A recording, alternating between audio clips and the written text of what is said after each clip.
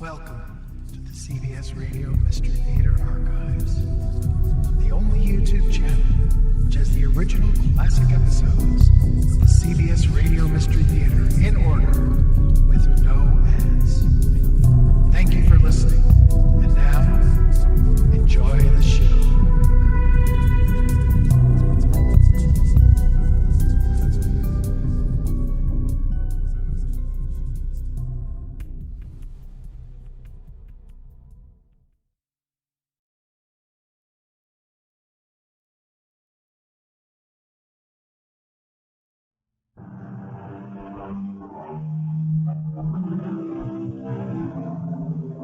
Come in. Welcome. I'm E.G. Marshall. It was Oscar Wilde who wrote, in a surprisingly gentle and almost naive tone, "Death must be so beautiful, to lie and listen to silence, to have no yesterday and no tomorrow, to forget time, to forgive life, to stay at peace. The trouble is, not all the dead will stay quietly asleep. That's why we have ghost stories." Frightened to death? More than that. Asphyxiated, smothered. I don't know how to describe it. During the war, I had a friend who was in a building that was bombed. The force of the blast drove him against the wall, and he looked like that. I do not know the exact word in English, but flattened and spread wide.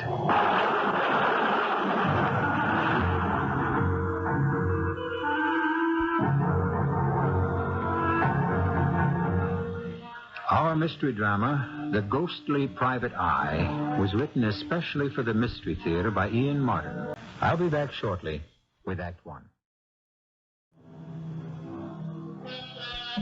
Whenever the argument about the oldest of professions arises, along with the prostitute, the actor, the moneylender, and others, certainly we must include that of the private eye.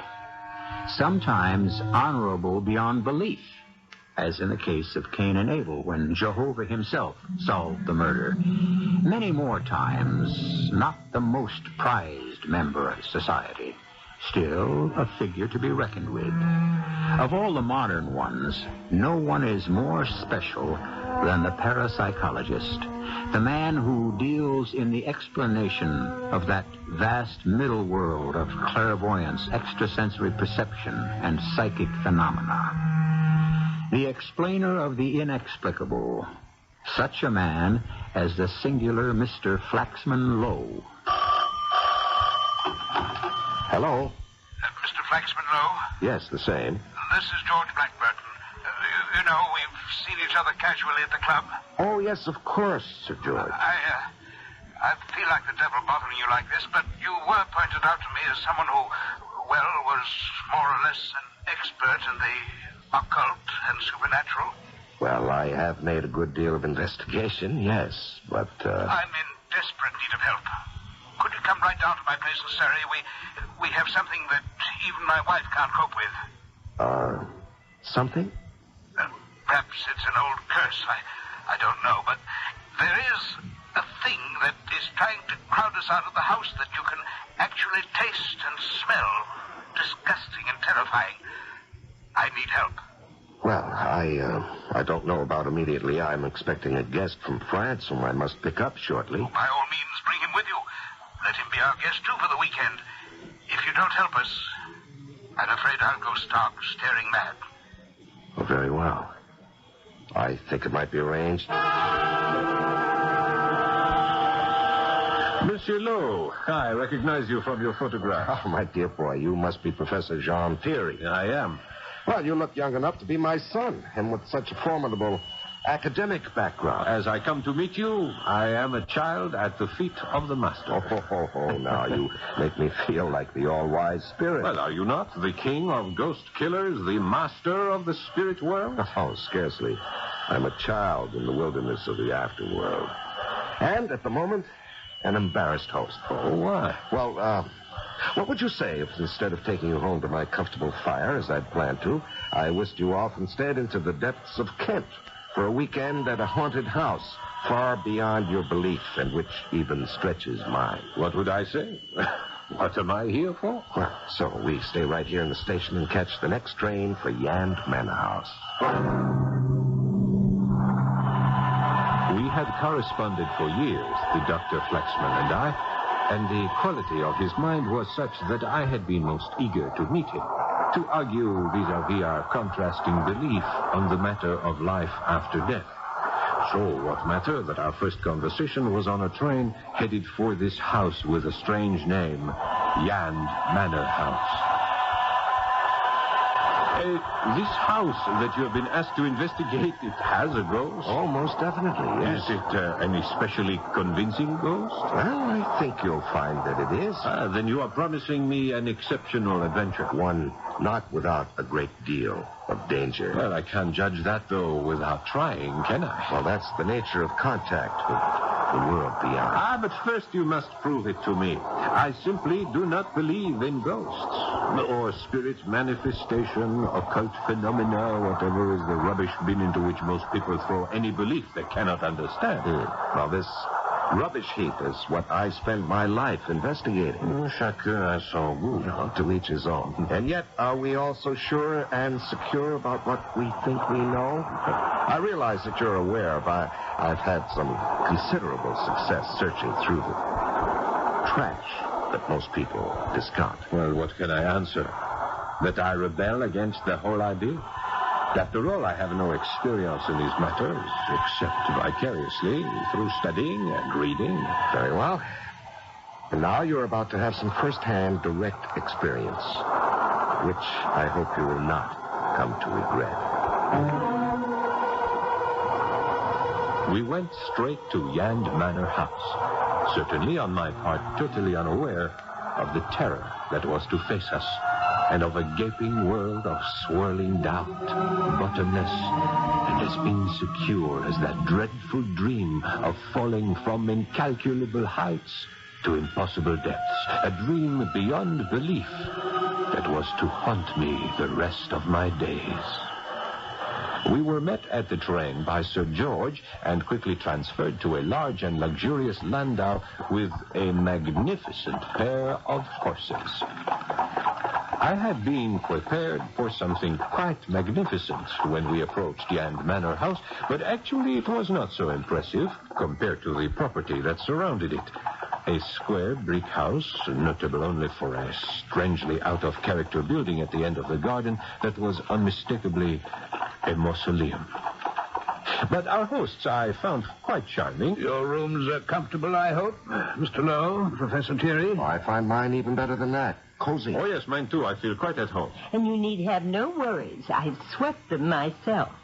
What Cynthia means is that she has, not literally swept them for dust, but for any sign or evidence of supernatural occupation or presence. I assure you they're quite clean.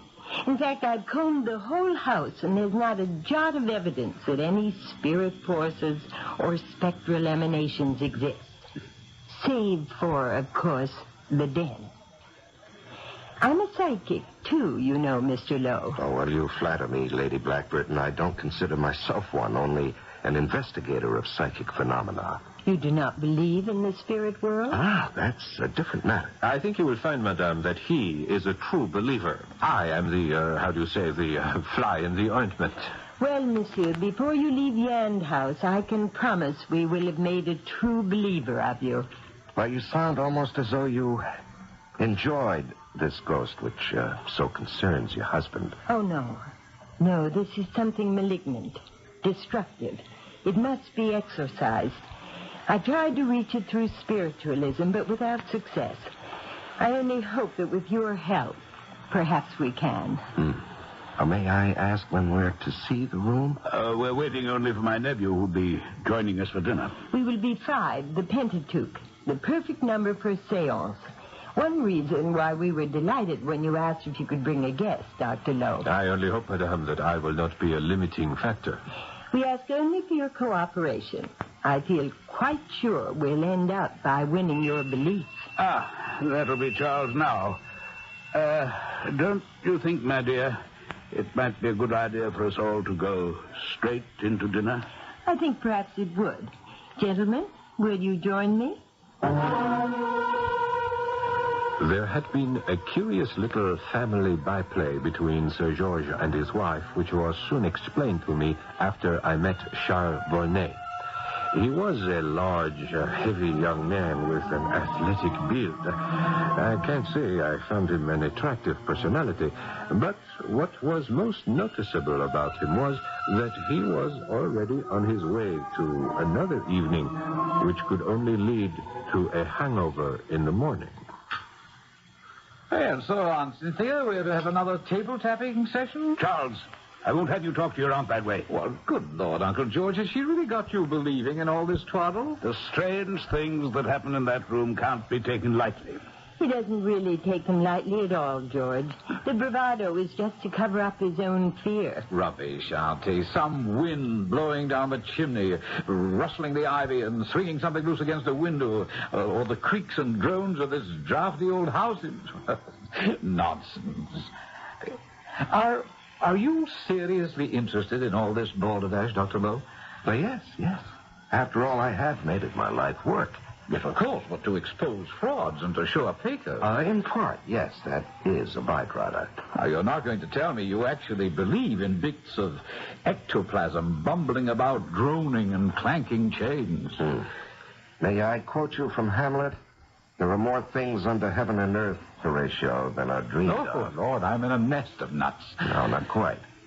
You have another skeptic at the table. Professor Thierry, huh? Yes, you see, we're a good balance. 2 for, 2 against, and Sir George somewhere in the middle. Well, I'm not so sure anymore, Flaxman. Not after the last experience.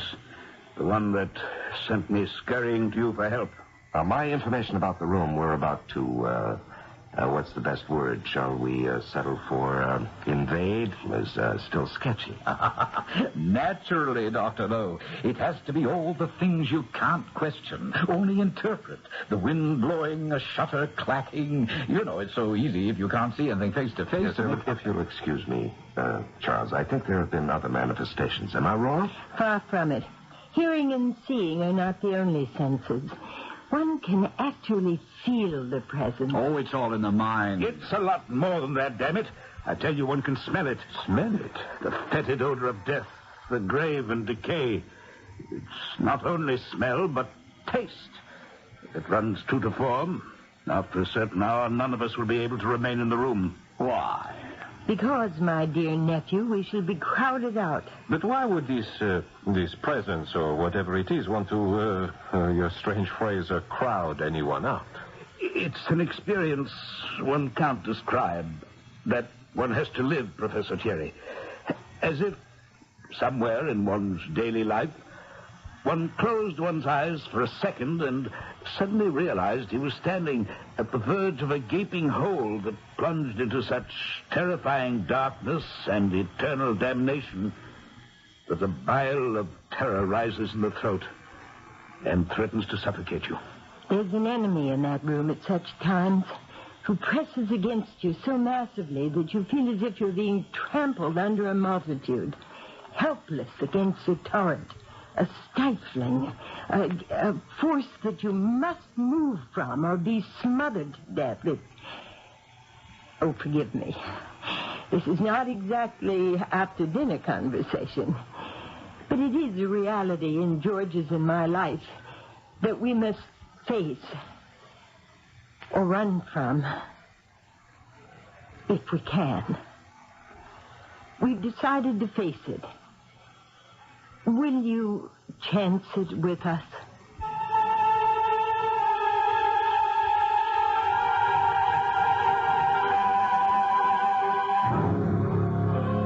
We have gotten ourselves involved in something this time around, haven't we?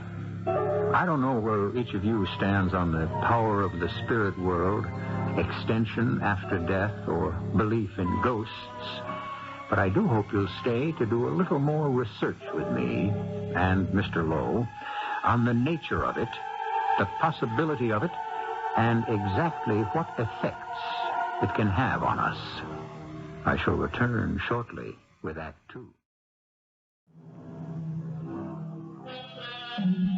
5 people sit in the shadow of the great carved chimney piece which rises above the mantel to the high ceiling. About a dark table of fumed oak, they hold hands.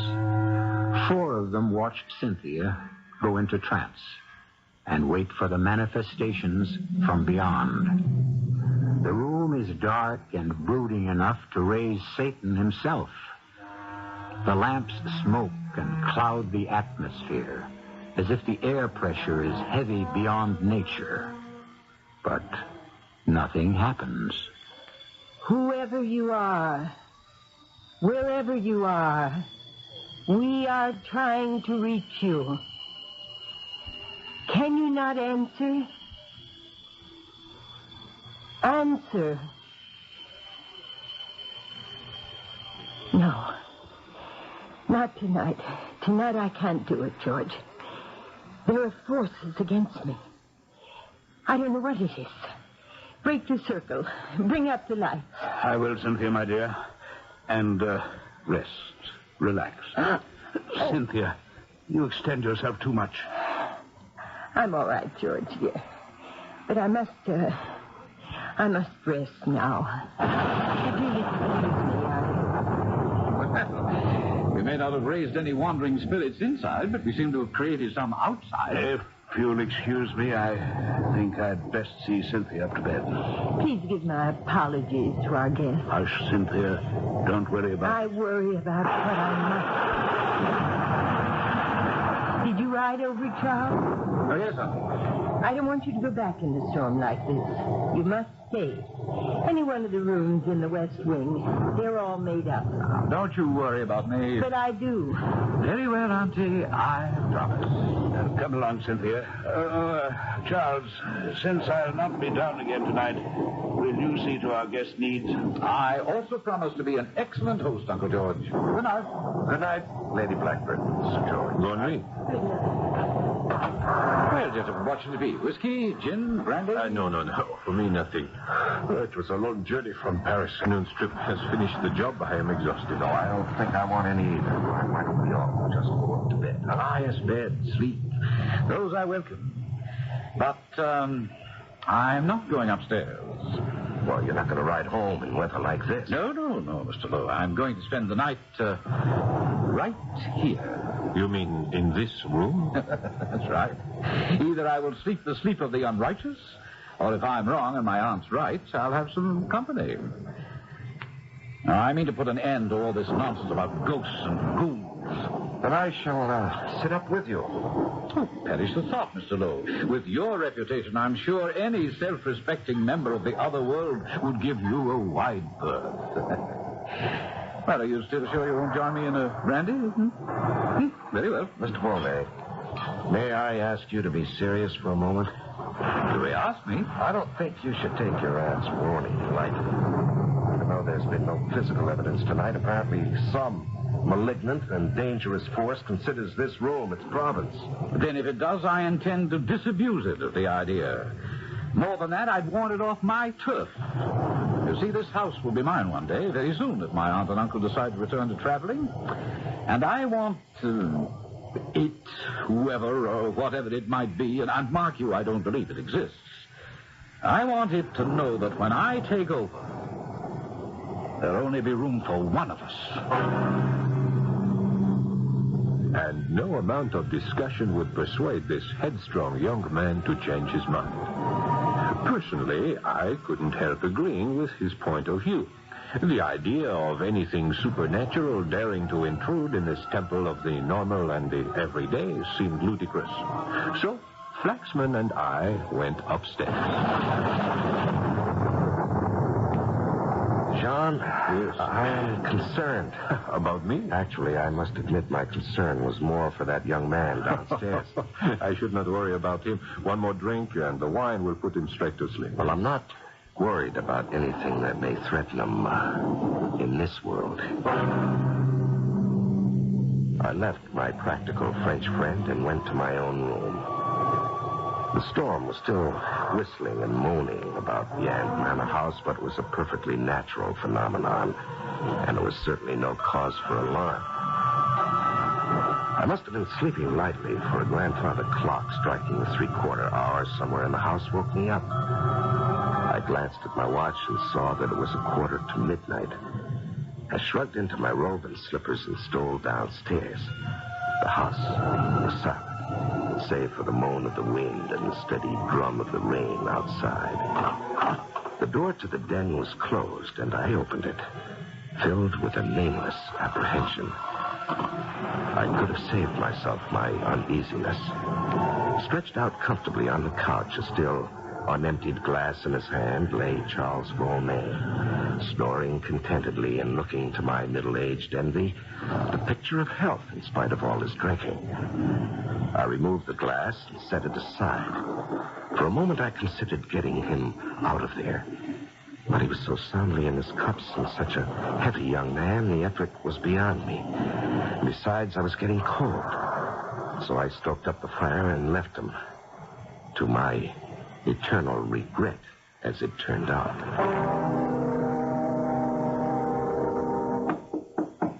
Dr. Lowe. Dr. Lowe. Yes, just a moment. Be right there. Oh, come in. The door is open. I'm sorry to disturb you so early in the morning. No, it's quite all right. What time is it? The sun isn't even up, I'm afraid. 5:30. But something dreadful's occurred. Forgive my almost whispering, but I don't want Cynthia to know yet. All right, what is it? It's Charles. Hello, forgive me. I thought I heard an urgent knocking. Do I intrude? Quite all right, Professor. Everyone must know sooner or later. My nephew Charles is dead. What? Oh, I can't move it. How? That's the terrifying thing. I want you to come and see for yourself and answer me that question. I followed Dr. Lowe and Sir George downstairs to that terrible room. Except that the fire had burned out, it looked much as it did when we all had left the night before. Except for Charles Volney, if I can refer to the caricature of him that we saw. He was braced in the corner between the window recess and where the chimney jutted out, as if he had tried to escape and been glued there by some giant force that literally crushed him. His face was suffused with blood, his eyes starting from his head. He was quite dead. He must have been dead for several hours. What do you think, Dr. Lowe? Frightened to death? No, more than that. He was smothered, asphyxiated. I don't quite know how to describe it. Pressed to death almost. Yes, once during the war I had a friend in a building that was bombed. He was not injured directly. Only the force of the blast within a confined space drove him against the wall and somehow flattened him. He was spread wide. Good Lord. It's not natural. No, my friend Sir George, it is, I'm afraid, supernatural. Yes, he should have listened to your wife, and I should have listened to my own misgivings. Alas, I feel at fault there. No, Jean. I came down last night again, just before midnight. He'd passed out on the couch, and I couldn't move him. It's no one's fault but mine. I should never have come back to this accursed house. And I'll call Mr. Bunbury. He's our local superintendent of police. So, I'll save you for the last, Mr. Lowe, knowing your reputation and all. I don't know whether that's a plus or a minus. Oh, now, sir, plus, of course. Not that I understand some of your investigations, but you stand very high at Scotland Yard, very high. Thank you. Now, I've checked out the servants, and they can all alibi each other for one reason or another. On the other hand, I can't seriously imagine a suspect among all of you in the main house here, even admitting that Sir George, and particularly his lady, are a bit of a rum go, both of them. Oh, but particularly her. Are you referring to her belief in spiritualism, Superintendent? That'd be it, sir. And then, a couple of things Sir George told me. Oh, may I ask what? Oh, my intention is to tell you. That's why I brought it up. First off, he said he came down here by candlelight and found the deceased. But before he did, passing the mantelpiece, the candle went out, just as something like, well, in his own words, something spectral brushed across my cheek, and I saw in front of my face 2 barred eyes looking at me. Barred eyes.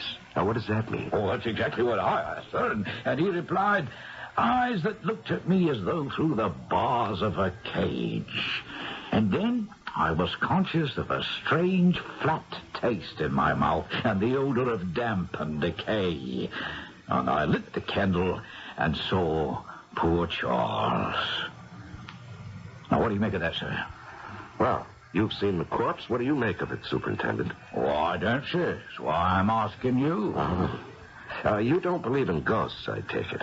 Well, I haven't. I know you've been in on many investigations, however, where it seemed to be something like that, only, wasn't. Well, can you think of any other explanation for this death? Meaning that you think it was something, supernatural? Well, I don't see any other explanation for the moment. Oh, I wouldn't think that would quite satisfy my superiors. I mean, it's quite clear the chap couldn't have killed himself, you see. So someone else has to be guilty. And I hope for everyone's sake we can find out just who. It was sheer inadvertence that I happened to be in the solarium right off the porch where this interview took place. Or was it? Because as soon as it was over and the sergeant had left, Flaxman came out to join me. I am still in the dark. Well, as we may very well find ourselves tonight. Aha, where? In the room where Charles died. I intend to spend a night there as he did. Do you want to share my vigil against the total powers of darkness?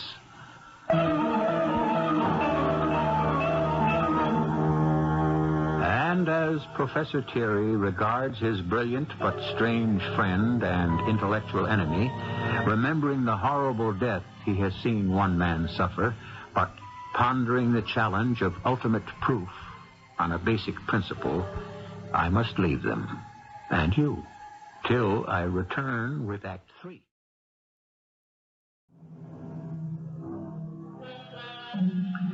It has been a long and difficult day at Yand Manor House. The comings and goings, police, photographers, inevitably the newspapers. Finally, the undertaker and the removal of what is left of Charles Volney's terrestrial presence. Sir George and his wife have naturally been totally involved in this, and it is not until evening that their guests, who have tactfully tried to stay out from underfoot, have been able to exchange more than a few words with either of them. Now, Mrs. Blackburton has at last been able to find a moment alone with Flaxman Lowe, walking in the garden. It's all my fault, you see. No, I don't see. I was the one who talked George into coming back to Yand Manor after all these years. Oh, Lady Blackburton, there's a bench right here. Would you like to sit down? Oh, beside the mausoleum?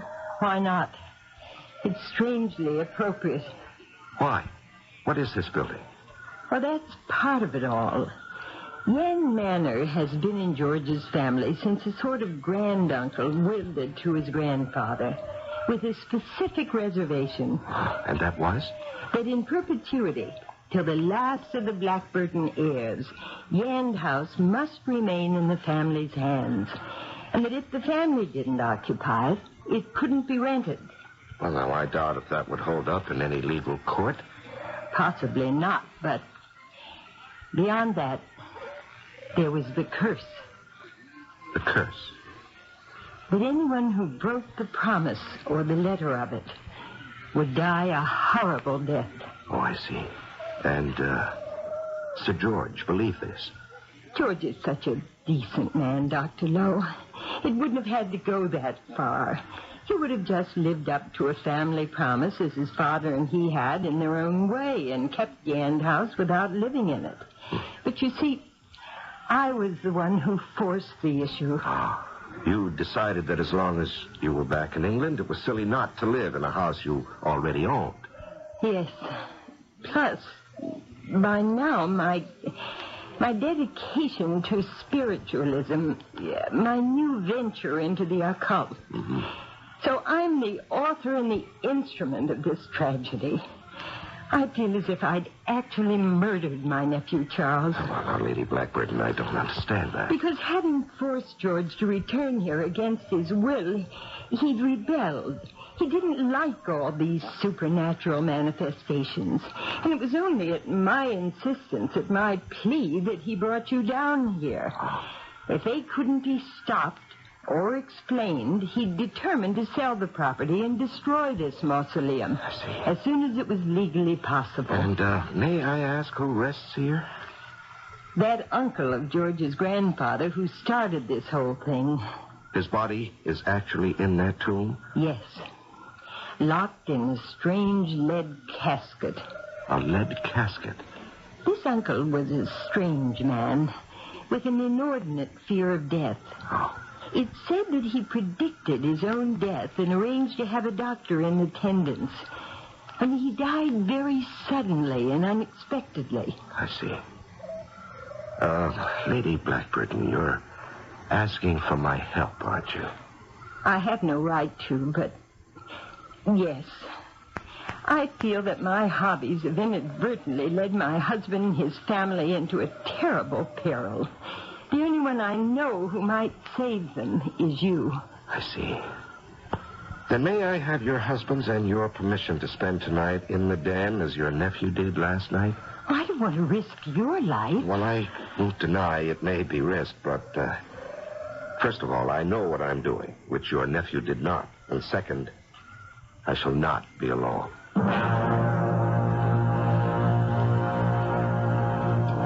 And so it was we came to that fateful night.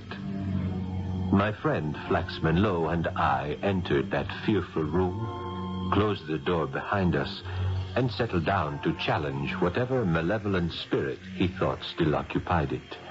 I was still skeptical and remaining to be convinced. This is the account of that evening. It was very different from the night before. No wind was stirring. It had been a beautiful sunset. There was no need for a fire. And for some time, after long discussion, Jean, Thierry, and I were sitting quietly. All of a sudden, he rose. I'm thirsty. Would you like a drink? No, thank you, Jean. I want to have all my senses alert. I meant only plain water. No, thank you. Oh, what an abominable taste. What, the water? No, I haven't touched it yet. It is as if some horrible fly has flown into my mouth. It is disgusting. Yes, like a fungus growth. Yes, repulsive like that. Yeah, I ask only because I feel the same. Well, I think you're about to be convinced. You don't mean that. Why did you put out the lamp? I didn't. Light the candle beside you on the table. Very well. Tonnerre, give me your matches, Dr. Lowe. Mine are damp. Where are you? I'm here. Oh, it is as dark as Egypt. I am coming. It is so hard to get along. Hard to get along? Yes, I am unable to move. I am suffocating. Where are you? I am here by the door. The air in the room had become palatable to the touch. Heavy, clogging, repulsive, with the sensation of smothering cold human flesh. I fought against it, gasping for breath, the clammy flesh crowding over me, smothering me like some fat, nauseating humanoid jellyfish. And then, across my cheek, there was a stinging, reeking pain. With my last strength, I fled the terror. There was a crash of glass, a wild rush of air, and I knew no more. When I came to, I saw the dawn was breaking to the east, and I was lying on the lawn of the Yand Manor House. Above me was a shattered lattice window swinging in the wind, and clutched in my hand was something dark in color, slender and twisted. It might have been the skin of an adder, a piece of bark rolling itself up like a parchment scroll, or the desiccated claw of some unimaginable beast from hell. I hurried into the house, barely conscious of the smarting pain in my left cheek, fearful only for my friend Jean. I found him unconscious just outside the door to that baleful room, but thank God, alive. Yes, just take it easy, Jean. All right, now, can you stand? Are you all right? Yes. Huh? I think so. All right. You have a bruise on your forehead. Are you dizzy? No, not anymore.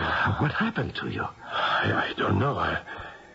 I was literally crowded out of the room by that infernal thing. What was it? With its damp, swelling flesh, I was buried in that stifling pulp. It pushed and swelled against me, driving me away from you in the dark to the door.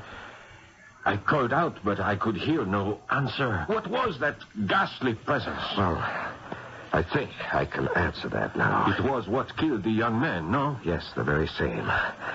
And I hope I can convince the inspector of that. Well, you have made a convert of me. Why not him? Well, we shall see. First of all, Sir George, the spectral hand that seemed to brush across your face as you told Superintendent Bumbry. Yes? You were by the fireplace at the time, passing the ornamental foremantle that rises above it. Yes. You see all those figures carved there, in particular the griffin, and hanging from the sharp point of its beak? These? Human hairs. Yes, human hairs, black. Whose would you say they were? Both Professor Thierry and myself are gray. You're light-haired, and your nephew was fair. Sir George is sandy. Now, who else frequents this room? No one, except the maid, who is also graying. But these are a woman's hair. Why? Why? Because they're long? Well, yes. Uh-huh. And this? What is that? Could I see? Sure. A long, thin object, half brown, half yellow, and twisted like the blade of a corkscrew. I have no idea. Well, suppose I suggest it's a human nail, which time and neglect is allowed to grow to superhuman proportions. Mon Dieu, it would have to be 12 inches long. Nobody but an ancient Chinese mandarin could grow such a monstrosity. Or a corpse who refused to die. I don't quite get that last. Mr. Superintendent, let me project something. This uncle who left Yand Manor House to your grandfather's, Sir George, was he dark and hirsute? Was he a recluse? Did he build a mausoleum in the garden? And did he have an inordinate fear of death? Yes, to all counts. And is it not true that both you and the nephew who might have been your heir were ready to take all steps to get rid of this mausoleum and or Yand Manor House, particularly your nephew?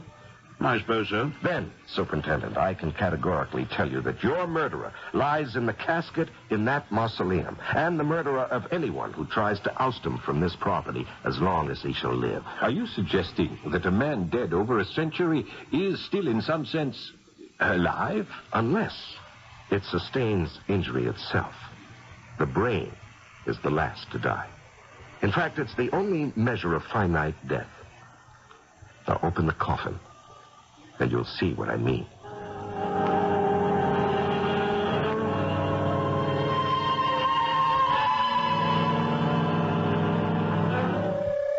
It was complicated, of course, with all the necessary red tape.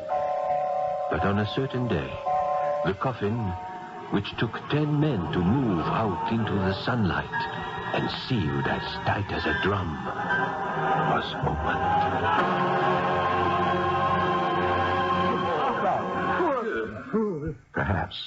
Perhaps, Lady Blackburton. But you see, the urge, the dream, the thirst for immortality persists. His own special coffin sealed airtight, so confining that when his soul stirred beyond his finite body, he must have had an illimitable desire to expand and choke out anyone who stood in his way.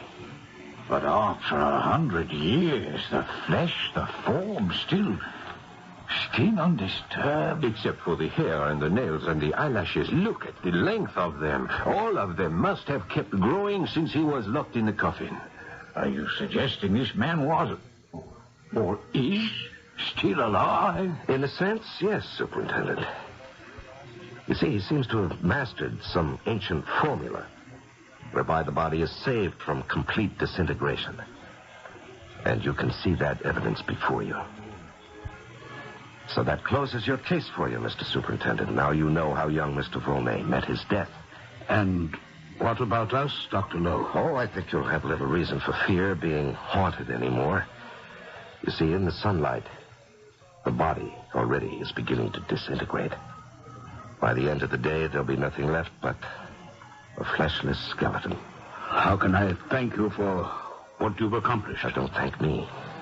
It's fate and the proper relationship of things. God and the world have a way of reestablishing those.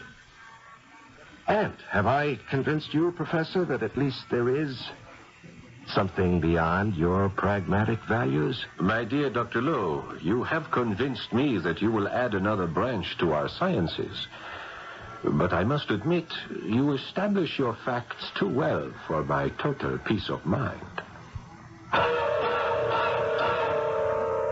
The remarkable Flaxman Lowe, parapsychic private eye, has been and continues to be a dominating figure in the field of parapsychology and in unraveling its mysteries, or at least illuminating them.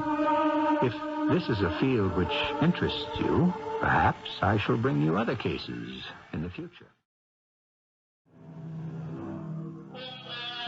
The remains of that ominous and ancient ancestor have long been transferred to a normal burying place, and the mausoleum torn down.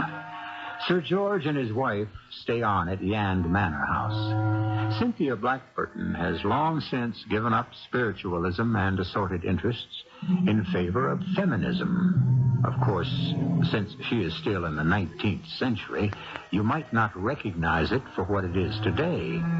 But her spirit lingers on through the women's suffragette movement, through memories of Emma Goldman and her sister standard-bearers, who were the progenitors of women's lib. Our cast included Larry Haines, Paul Hecht, Betty Winkler, Guy Sorel, and Ian Martin.